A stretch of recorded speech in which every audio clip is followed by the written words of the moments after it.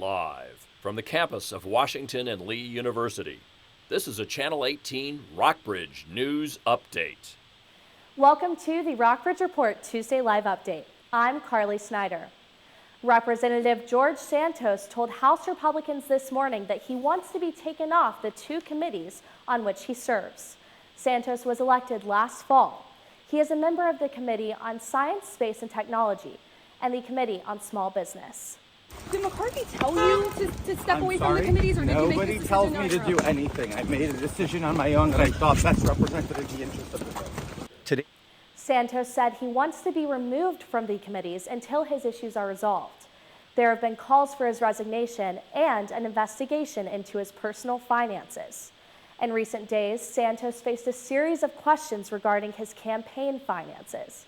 He also filed reports with the FEC that added to the confusion about the source of his campaign loans. The investigation into Santos's finances is ongoing. And in other news from Capitol Hill, President Biden announced plans to lift the COVID-19 national and public health emergencies this spring. That will mean the end of certain benefits tied to the pandemic. Americans will have to start paying out of pocket or use their health care coverage for COVID-19 testing, treatment, and vaccines. It will all depend on the person's health care coverage and whether that is Medicare, Medicaid, or private insurance. The White House says the end of the emergency declarations will be May 11th.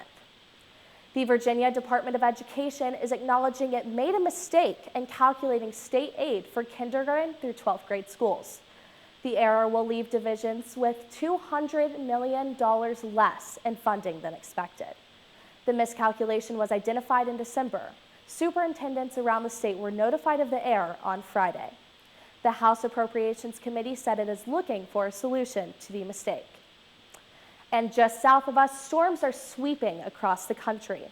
They are part of a larger weather system that has more than 40 million Americans under winter weather alerts. This system spans from Texas and Oklahoma as far as Kentucky and West Virginia.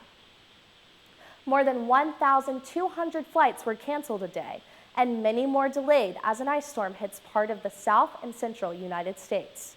Texas has been hit the hardest. 3 of the state's airports are experiencing significant disruptions, and Dallas-Fort Worth Airport is seeing the bulk of the flight cancellations and delays.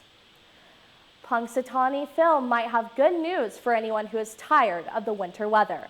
Thursday is Groundhog's Day. Douglas Braff is in Punxsutawney to show us how the town is getting ready for Phil's big day. It's almost Phil's time to shine, but it's also the time to shine for local businesses here in Punxsutawney. Well, we have 6,000 people that live here, and it swells to 20 or 30,000, so that you can just imagine the impact that it has on our economy here. And this year, the expectations are quite high. I feel everything's sold out. The tickets they're all sold out everywhere. The hotels are all booked around us. All in the hopes of showing off that small town charm.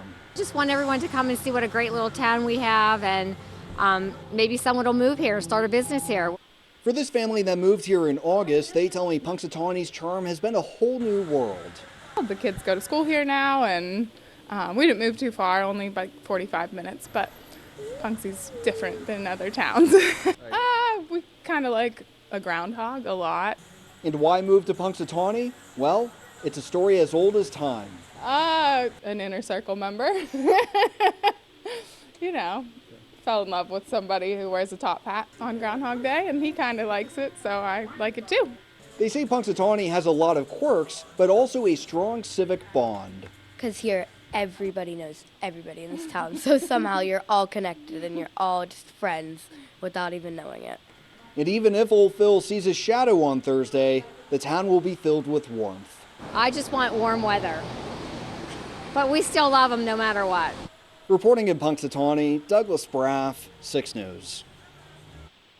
You may not be making the trip to Punxsutawney to see Phil, but join us for the Rockbridge Report on Thursday to find out if he sees his shadow.